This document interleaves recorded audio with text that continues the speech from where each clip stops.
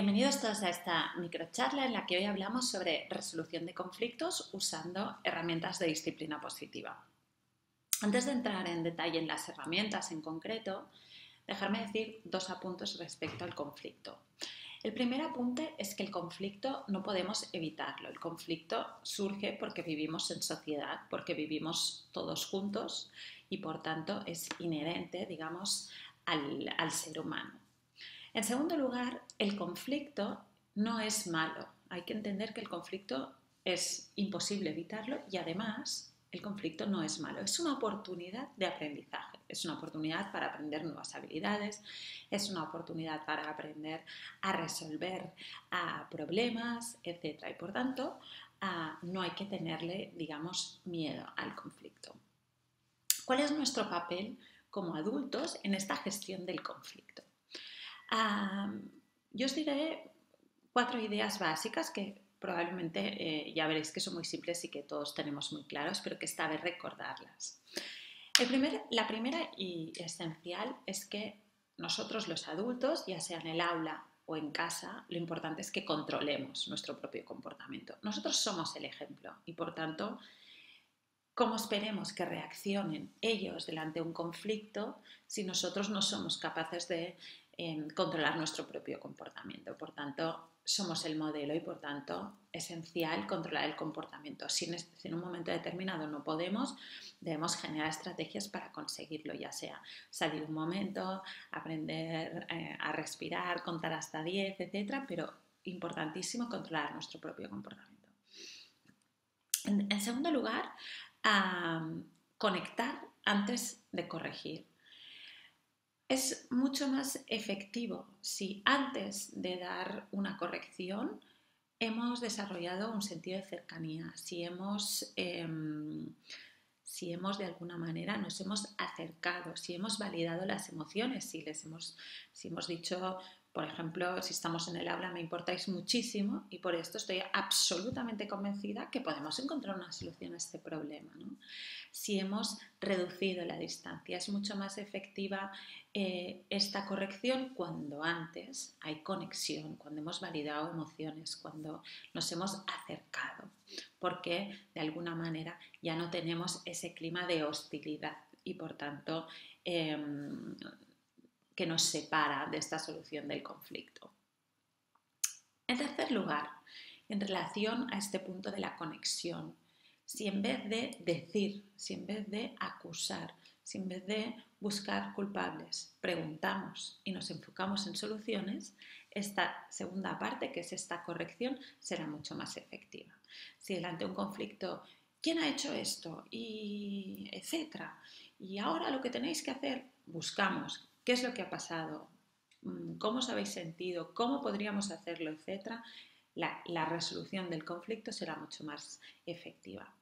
Y por último, y esto en relación a este controlar el comportamiento, muchas veces es mucho más efectivo actuar en vez de hablar. Siempre decimos que en relación a la resolución de conflictos, el menos es más. Y por tanto, no se trata de grandes parrafadas y grandes sermones, incluso estamos hablando de no usar ninguna palabra. Imaginaos, por ejemplo, un aula en la que no están prestando atención. En vez de gritar, en vez de un súper parrafón, mucho más efectivo callarse, coger un libro, sentarse en la mesa y ponerse a leer. Y a esperar que por sí mismo ese murmullo haya parado.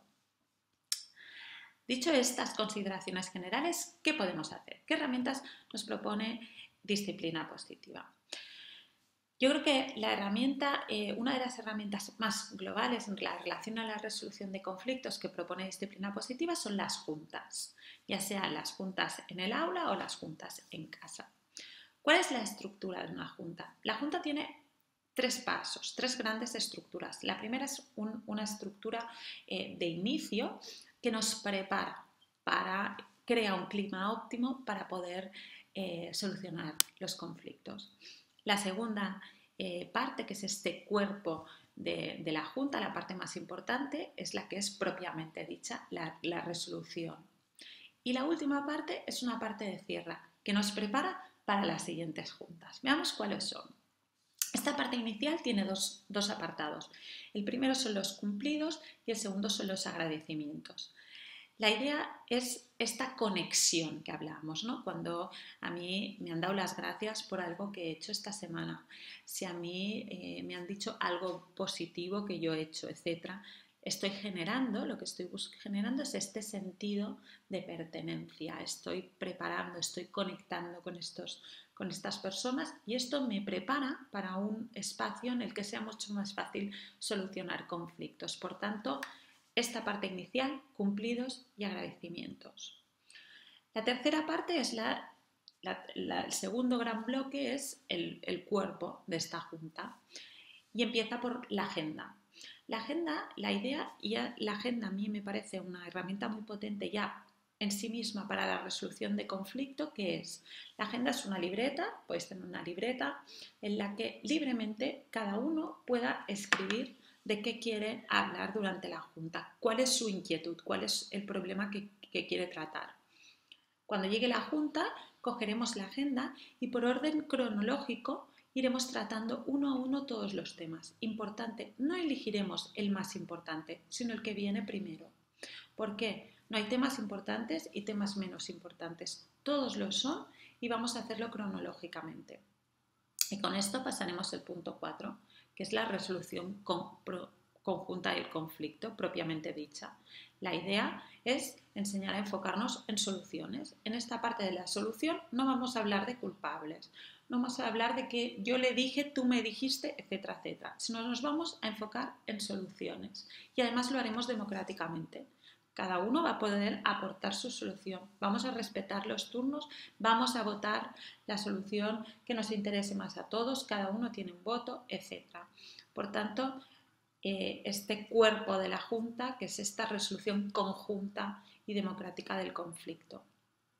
Por último, para acabar este último bloque, cada uno de estos temas a tratar, vamos a pensar entre todos qué hacer y van a acabar en una acción concreta, en una discusión de una tarea concreta.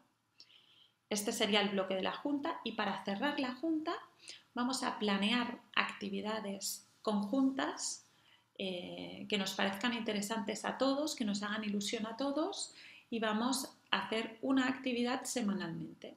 Vamos a cerrar la Junta haciendo una actividad divertida en grupo. La idea es dejar este buen sabor de boca. Preparamos la siguiente Junta. Las juntas son una fantástica herramienta para aprender a enfocarnos en soluciones, para aprender habilidades socioemocionales, para aprender a respetarnos, para ejercitar la empatía, para que todo el mundo sienta que tiene un espacio, para generar este sentido de pertenencia, de conexión y por tanto son una herramienta muy muy interesante en cuanto a la resolución de conflictos.